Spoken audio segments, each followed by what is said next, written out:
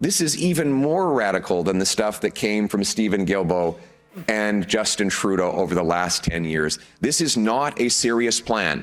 He wants to put the Liberal policies on steroids.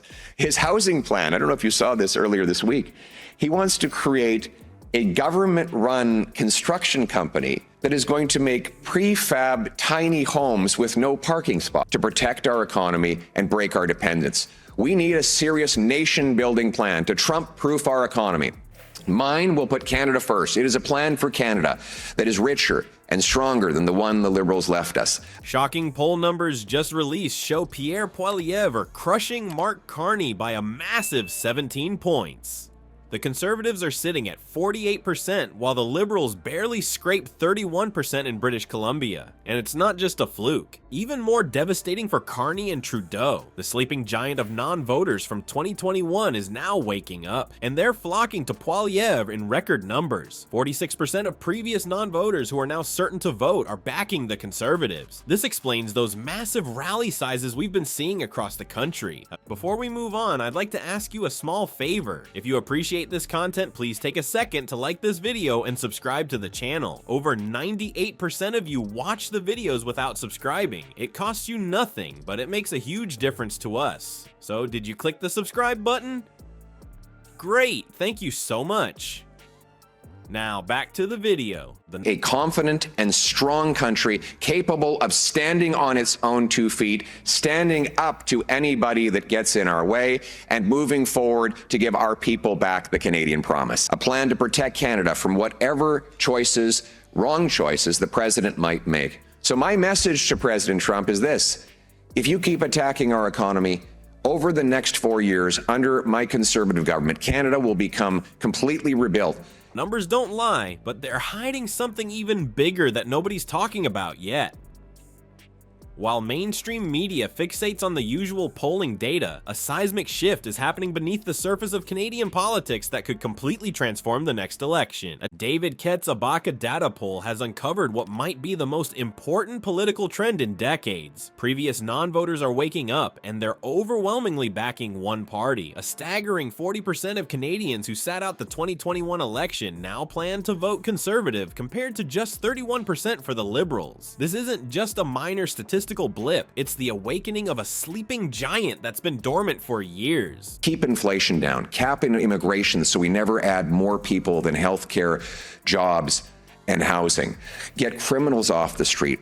We can do all of these things. We must do all of these things at the same time as we stand up to President Trump.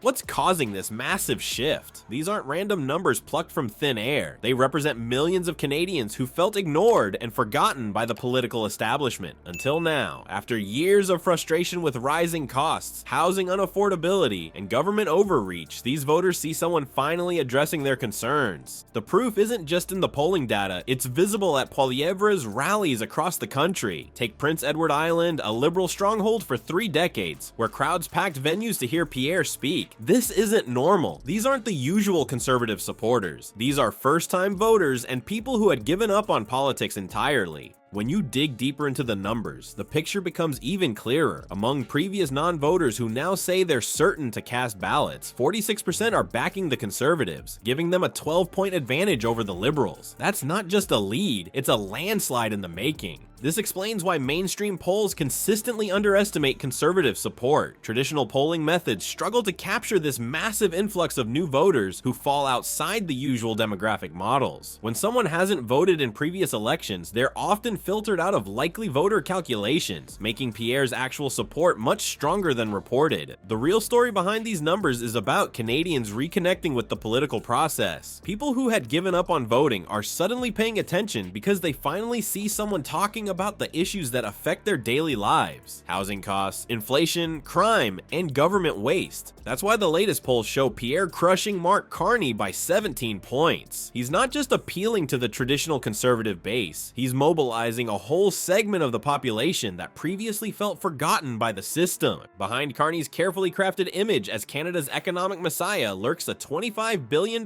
secret in Bermuda that's about to blow up his entire campaign before it even officially begins. While serving as Brookfield Asset Management's vice chair from 2020 to 2022, Carney oversaw the creation of their massive global transition fund, marketed as fighting climate change while conveniently registered in a notorious tax haven. The same man lecturing Canadians about economic responsibility helped structure a system that shields billions from the very tax systems he claims to champion. The hypocrisy doesn't stop there. Carney's past statements condemning Canadian pipelines have come back to haunt him now that documents reveal Brookfield purchased the Trans Mountain Pipeline in the United States during his leadership tenure. Imagine telling Canadian workers their energy jobs must be sacrificed while quietly profiting from American oil infrastructure.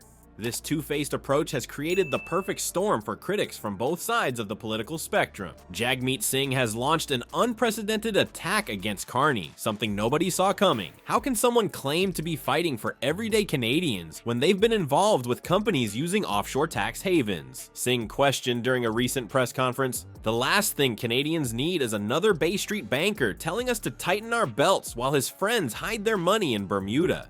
This brutal takedown from a fellow left-leaning leader shows just how vulnerable Carney's reputation has become. With conservatives hammering from the right and now the NDP piling on from the left, Carney finds himself in a political no man's land. His carefully constructed image as Canada's financial savior is crumbling under the weight of his own contradictions. Meanwhile, the Toronto Police Association has publicly demanded clarity on Carney's stance regarding bail reform and crime policies, creating yet another front in the battle against his candidacy. Pierre Poilievre's straightforward economic plan stands in stark contrast to this web of financial entanglements. His proposals focus on tangible solutions, eliminating the carbon tax to lower daily expenses, streamlining housing approvals to address affordability, and implementing tougher penalties for repeat violent offenders. This direct approach to kitchen table issues explains why so many previously disengaged voters are now rallying behind him. The polling gap between Pierre and Carney suddenly makes perfect sense when you consider these revelations. Carney isn't just fighting poor numbers, he's battling a fundamental credibility crisis of his own making. Everyday Canadians struggling with record food prices and housing costs can easily see through the facade of a man who talks about economic fairness while participating in the very offshore tax schemes that undermine our national finances. The numbers don't lie. We're witnessing a massive political earthquake reshaping Canada's electoral landscape. What's truly remarkable isn't just the polls, but the real story behind them. Pierre Poilievre is connecting with Canadians in ways nobody expected by addressing what actually matters: skyrocketing housing costs, runaway inflation, and rising crime. Unlike Carney, who's tangled in financial conflicts and hypocrisy, Pierre is unapologetically direct. "I will be out there talking about my plan to build more homes, get people off drugs and into recovery, fix the budget, keep inflation down, cap immigration, and get criminals off the street." This authenticity is why former non-voters are becoming Pierre's secret weapon. They've finally found someone worth showing up for.